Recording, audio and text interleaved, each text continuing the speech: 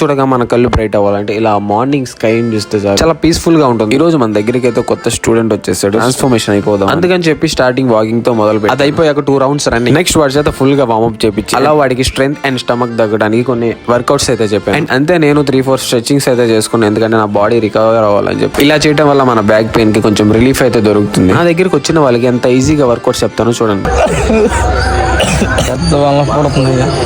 అలా మన workouts complete అయ్యాక అలా లైట్ గా రాగి జావ అయితే కొట్టి అండ్ అది అయిపోయాక స్ప్రౌట్స్ కొట్టేస్తాం. దానిలో మనకి 2 వెజిటేబుల్స్ అండ్ నట్స్ అయితే ఉన్నాయి. ఈ రోజు సండే కాబట్టి బీఫ్ మార్కెట్ పోయి బీఫ్ అయితే తీసుకుని ఇంకా మనం ఫ్రెష్ అయ్యేలోపు మా అమ్మ బీఫ్ కర్రీ అయితే రెడీ చేసేసింది. ఇంకా అదే మన బ్రేక్ఫాస్ట్. చూసారు కదా నేను ఏం తింటున్నానో, నీట్ గా ఆనియన్ అండ్ లెమన్ కూడా యాడ్ చేసుకున్నాను. నా డ్రీమ్ ఏంటంటే భయ్య, నా జీవితకాలం అంతా ఇదే బాడీని మెయింటైన్ చేస్తూ నాకు ఇష్టమైనది తింటాం. ఇలా చాలా మంది అనుకుంటారు, అది ఫుడ్ విషయంలో అయినా బాడీ విషయంలో అయినా సరే, మన మైండ్ సెట్ మార్చుకుంటేనే ఏదైనా అవుతుంది. ఓకేనా, బై బై.